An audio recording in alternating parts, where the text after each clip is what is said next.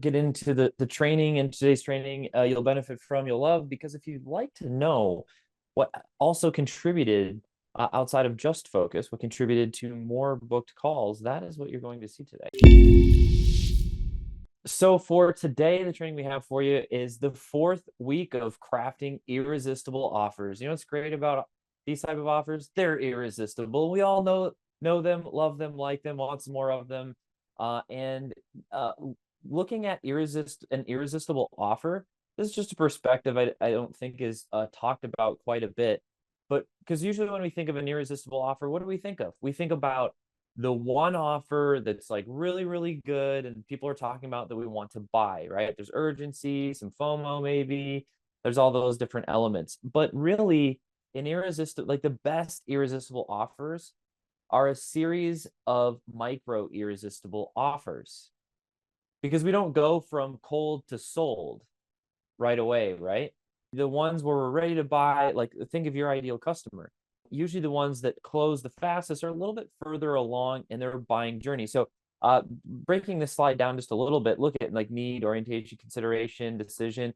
When you get towards the middle or the right, right of center on this, we get closer to them really understanding the value of the irresistible offer. But in order to get them there, it's a series of micro irresistible offers. So why not make every part of the customer journey irresistible? So here's the problem. When we go to the beginning of the customer journey and they're in the need phase and they're thinking about their thoughts, they're thinking about their opinions. We've often trained from the 5 levels of awareness. Eugene Schwartz's framework there is very, very powerful. It's identifying where your ideal customer is and what words to use and what they're thinking and feeling. How do we approach them? That's going to be the most irresistible copy to communicate an irresistible offer in that stage of the buyer journey. This is where we're going to focus today to help set you up right from the beginning to follow a series of micro irresistible offers for your ultimate irresistible offer. Here's the problem. When we started off in the beginning, this is Antarctica, baby. It's the coldest it gets in the customer journey. And that's a problem. It's just not, it's so fun to chill on the beach. You get the sunscreen, do the thing, cool breeze in your hair and your face, sand in your toes. That is not this part of the customer journey. That's the problem. So how do we address and talk to them and invite them to the beach, basically? Well, the answer for today, there's lots of answers for this, but one specific one that worked really, really well recently is the indirect ask. It's the indirect ask. And if you guys were here with us Tuesday, you probably saw a little bit of this, but it's spark. I was like, oh yeah, I forget that this isn't as common. People, it's so easy to overlook or maybe not even know about the indirect ask. But if you live in sales for any amount of time, you're like, this is the mother of all mother. Like, it's so good. It's one of the most powerful ones to use. And it's also known as, more simply put, asking for a referral. But listen, when we're earlier on in the customer journey, most people aren't talking about asking for a referral. They haven't even paid you yet. So how can you ask them to do something for you if you haven't even brought value to them and they haven't bought from you yet? That's like, when's the last sales training someone told you to ask for referrals as like the first thing? It's not very common, right? However, if you study some of the best salespeople, there is a way to approach this in a very powerful way. And why does it work so well is the question. So if you do this right, why does it work so well? Well, I love to help other people. Human nature said this. I don't know. It's just how we're wired. This is why the indirect ask, or asking for a referral, works so well, is because ultimately we were not wired to be alone. And when we can, helping other people feels good. It just feels good. Therefore, we do it. Says human nature. So this is the pattern. So here's how we leverage it in our own sales process. All right. The indirect ask. Here's the 4 buckets we're going to fill today. It's the 2-step post. That's common, but we're going to combine it with the indirect ask. I'm going to show you how we did it. We're going to show you the result. And then nurture, then close, then referrals. All right, so for the 2-step post, this is the post. Look how simple it is. Whew, it was I got to tell you, it was exhausting putting together this one question and then having to post it on one social media platform. absolutely daunting. Right? It's so easy. It's fun how easy it is. All right. So who do you know that is currently white labeling high level? Now, this is, you can see it's my profile. It's 5 days ago. The team's, I believe, been posting some more like this as well. But check out the bottom. Look at close in the bottom. Do you guys see the number down there? It's 49 comments. That's like, I mean, that's a lot for, I know it's all relative. Maybe y'all get like 300 comments, but generally on my profile, there's not really too much going on. But this one, when you're focused and you're asking in the proper way, in the right framework, you're going to get a better response. People want to help. That's why they're part of the reason they're responding. And there's 12 likes there. Okay, so let's break this down. How do you do this for you? And I want you to be thinking about this. So you could, like, grab a pen, pull up a notepad on your other screen or something, and just write out a question really simply if you haven't already. We had someone do this Tuesday on the spot. It doesn't take more than 2 minutes. Okay. So who do you know that? That's the beginning. So you can start writing this right now. Who do you know that? And as you're typing that, here's some more examples. Currently is white labeling high level. Explain why we did that one for us. Another one is looking for a hot real estate deal in Pennsylvania. That one came up earlier. Or who do you know that is tired of losing weight only to gain it back? Who do you know that is struggling in a relationship or is tired of, fighting with their kids? Or you can go relate. It's going to be these 1 of 3 buckets: relationship, wealth, or health. You're going to talk about some type of pain in wealth, health, or relationships, right? And you want to find the right pain that's relevant to your audience. So let's break this down a little bit further. Here's some other formats. Pain someone is tired of dealing with, right? Who do you know that? Insert pain someone is tired of dealing with, ideally your specific, perfect avatar, the pain they're dealing with. Who do you know that is doing a specific habit or likes a specific hobby? Who do you know that is looking for more of a specific thing? So that's what I did. That's what we did. White labeling high level. They're doing a specific thing. The key is being very specific. This is actually how we met. Funny short story. Sean and I connected originally in BNI, Business Networking International. It's a networking franchise across the world. And every day, man, I was 20 nothing, never did sales. I was in commission only sales. And then I'm like, I look at this meeting, this networking group, it's like $1,200 a year. I'm like, I got to pay money to come here every single week, only to learn about 30 to 40 other businesses so that I can refer them business for free.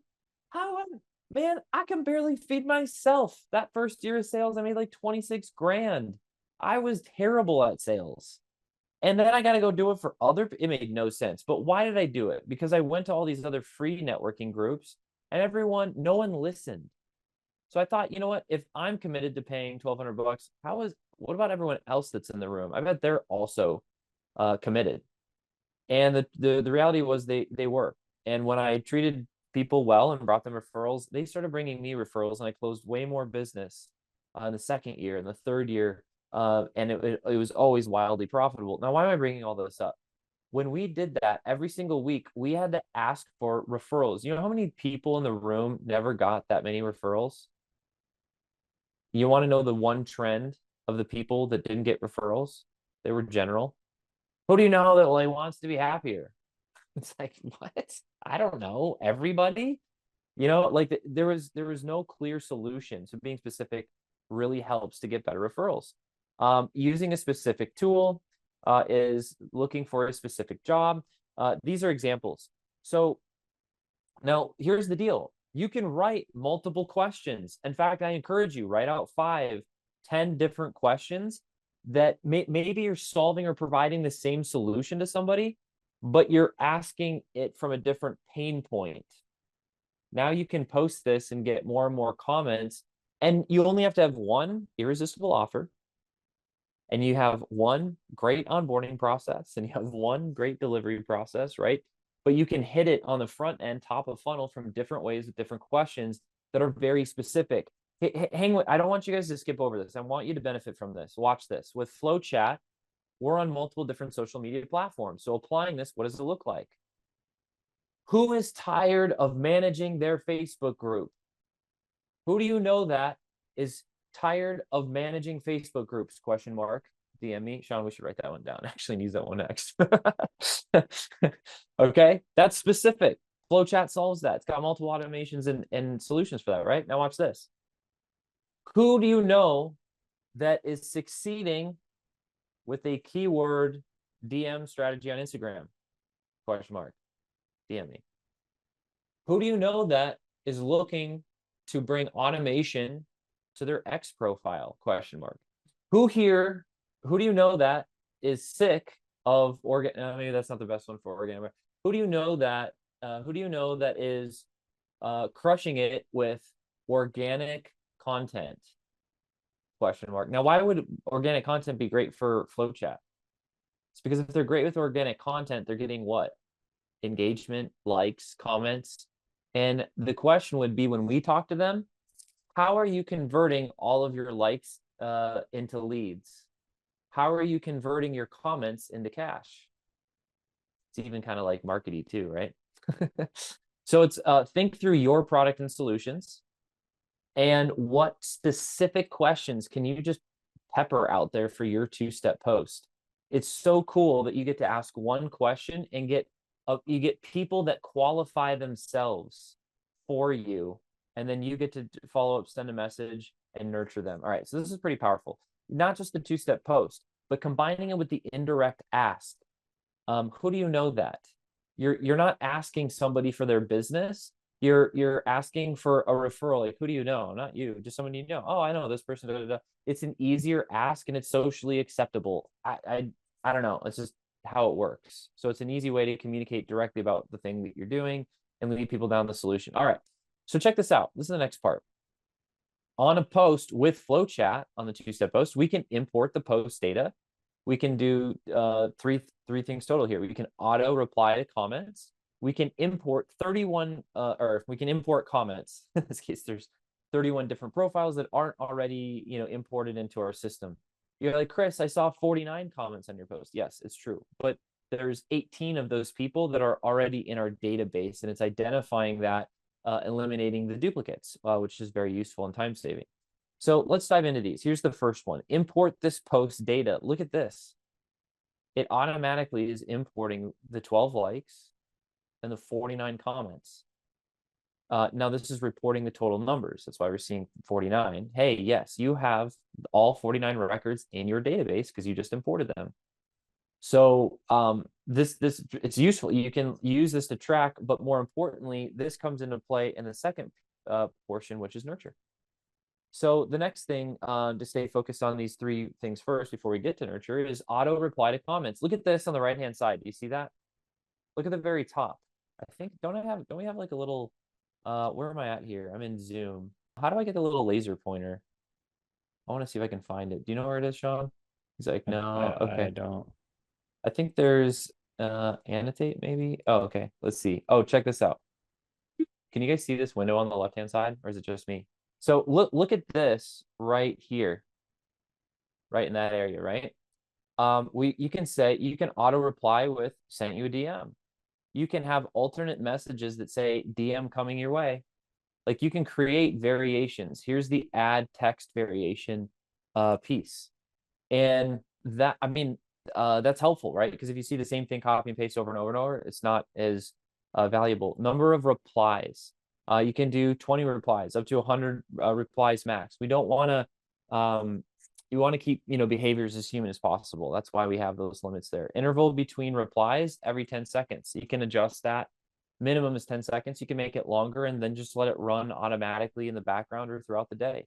Hey, maybe you only want to send a comment when somebody comments a specific word that you requested. I could have said, hey, who do you know that is white labeling high level?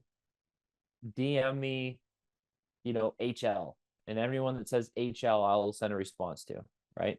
Could have been like that. If you get some hate or some specific comments, I don't know, I just put you're lame. Someone's like, you're lame. Like, you can not send like, oh, thanks, I'll send you a DM. Like, maybe you don't want to send a DM to some people. So you have that option too. There's more options here, but not to get too lost in the weeds. Just know that when you're auto replying to comments, you now can set up like a full-time, employee, so to speak, that would normally be responding or just watching and doing this one thing, or this is part of their task load. But now you can just click a few buttons, set up the proper settings, and have this functioning for your business. You're getting leverage and time back. Let's keep going. Okay, importing comments. So the people that are here, say that you want to follow up, maybe you didn't import the post, you just want to import the comments. This is how you can do it. And you can add a tag right in the section that you can see in the window right here. This is where you'd add a tag. And I put high level white label. You could put high level white label post. You could put the tag for a specific post that you're doing. And then, enter deal amount. This one's really valuable because if your average ticket that you're selling is $5,000, you put $5,000 in there. And then when you have your contact cards in your pipeline, it's adding up the total amount. Watch what happened here. Watch what happened here. I was just doing, actually, Sean, I don't even know if I got to talk about this. No, I think I did a little bit. I did a live demo, but an in-person live demo with FlowChat. I can't remember the last time I've done an in-person demo, right? We're always doing this remote thing, but it was a local business friend of mine. And I go to his office and I'm showing him the pipeline. Guess what caught his eye? It was the total revenue in the pipeline. He's like, whoa. And you know who else sees that? Is you and also your team. And you're like, there's $3 million sitting in this pipeline. Yes. Yes, team. Yes, there is. That's what I've been trying to tell you. All we got to do is move the cards from left to right and do revenue generating activity, and that will find its way into our bank account. I'm not just making this stuff up. So that number, we got some passion around this number. It's really valuable. I wouldn't skip over it. You got to tell the lead where to go. So you'd select your pipeline in the specific stage of the pipeline. You can import these leads directly into a pipeline in a specific stage. You can do some other cool things. Color is kind of like another way of tagging it, which is useful. It's helpful. And there's some other application, like if you have multiple team members, etc. But we can cover that in Q&A if needed. All right, so let's keep going here. Those are some helpful features. Those are some helpful features specifically to automate and leverage nurture to help you in the process. In the two-step post. Now let's move to nurture. And here's just one example. This is one of many conversations that led to multiple book calls. It led to getting booked on podcasts, and it also led to presenting in other people's Facebook groups, other agency. They're like, oh my gosh, who you're asking for are my whole audience. Can you come present what you have to share, like that value to my audience? Let me think about it. Yes, I can. So imagine you being able to, be able to book these type of endeavors as well. So you can go one to many and book multiple demos from just one presentation. So the conversation, like she actually reached out to me. She's like, I'm white labeling, high level. She DM'd me. And I said, I replied, and happy Friday. I said, hey, can I just ask you a couple questions around the post that you said you're doing? She's like, of course. That's the first message. They already said yes to what? They're already acknowledging the post. Get them to say yes at least one more time. Just ask a simple follow-up question. Hey, can we go a little bit deeper on this topic? What's the same principle of that question? If you followed us in our training, there's the 8 pain questions. And the very first one is, tell me more about that. Tell me more about that. So when you see pain or you hear pain or you're on the hot topic, tell me more about that. That's the same framework that I'm using, just wrapped in the setting of this question. So it'll work for you so well. All right, the conversation continues. I just wanted you to see, roughly one example. What's kind of interesting about this is I kind of started a disqualifier. Notice my question here towards the bottom. Do you support any of them with social media as well? Like, hey, the clients you serve, she's an agency. We're looking for marketing agencies. And if they're not supporting people in social media already, it's just going to be a lot more resistance in the sales process, right?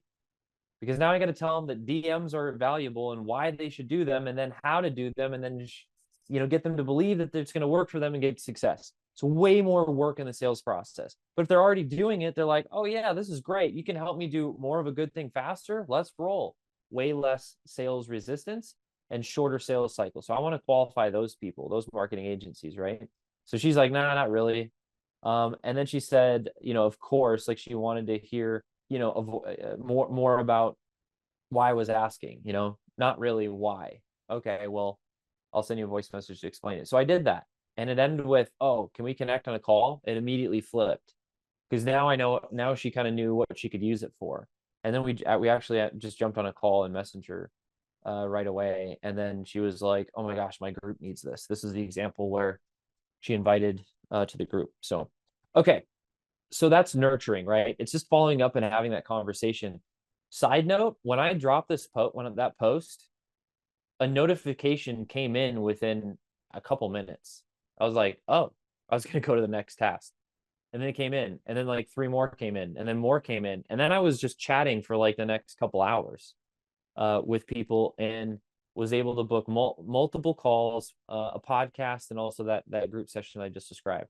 I was like, wow, that was like, a lot of progress in just, a couple hours. So on closing, it's following up, it's jumping on Zoom, it's, inviting them to the workshop, it's sending them to the VSL, whatever your conversion mechanism is, that's what you would send here for the close.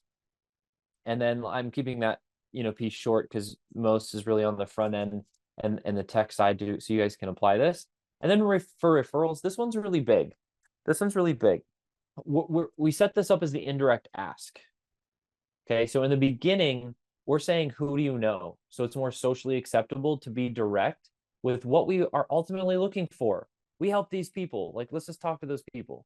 It's faster for everyone. Everyone's happier. Great. That's why it works. As we're later in the process, you can ask for referrals in multiple different cases. Write this phrase down. Look at the bottom. Screenshot it.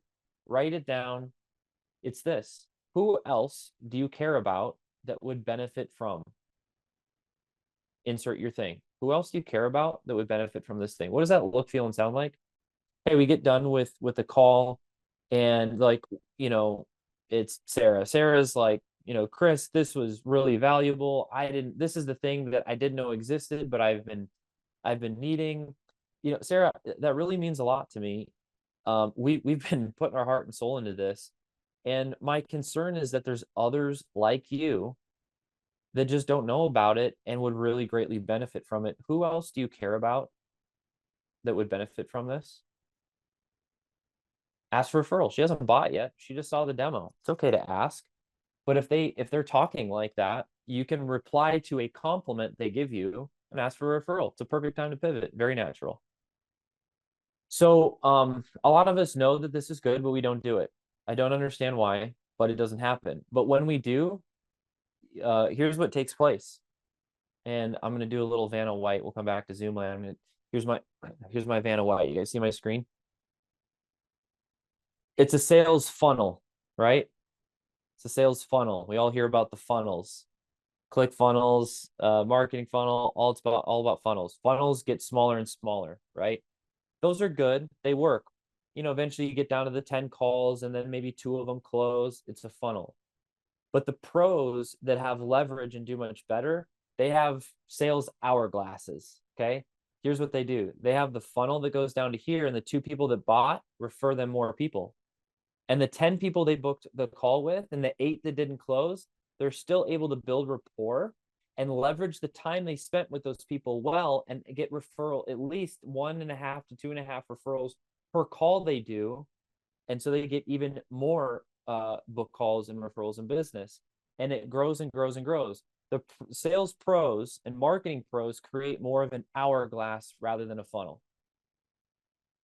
That is why even organic is exponential, is because you start off with a targeted group of people. And yeah, Chris, I'm only booking a call or 2 calls a day. Yes, but you're able to book more calls from just those calls that you're doing in a day. And then that, if you continue that pattern, that compounds. It's the compounding that creates leverage and scalability and speed. If we only look at the numbers that we're doing, meaning, oh, I only send, 15 new messages, 20 new messages a day. And Chris, my response rate is 20%.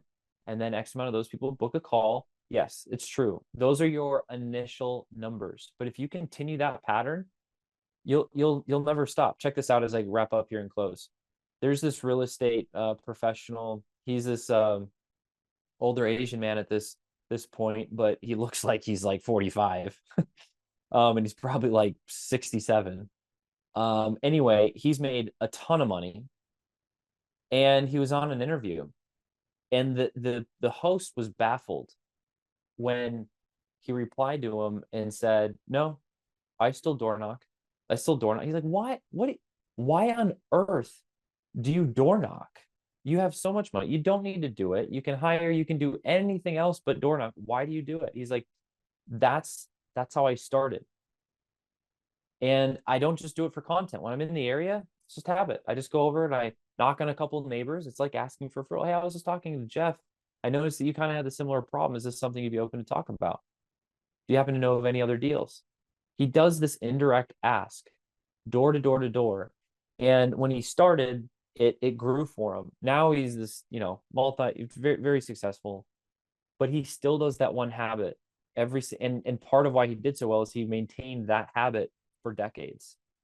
And because it compounds, it just accelerates way beyond what we'd ever expect and what we would think just looking at a small activity funnel. But when we turn it into an hourglass like the pros do, it grows exponentially for us. So I wanted to share with you the last week of irresistible offers. The best irresistible offers are really a series of irresistible offers throughout the entire customer journey, and starting with being very specific and an indirect ask. People can't help but to reply, right? It's an irresistible question. You could say even more so than an offer. But when you're able to provide solutions to this specific problem, it makes it an irresistible offer. So wanted to share that with you. It's something that created a spark for us recently, but it will continue to work for the test of time because that's how human nature works. So it's not coming from us, but just how it goes. So that's what we got.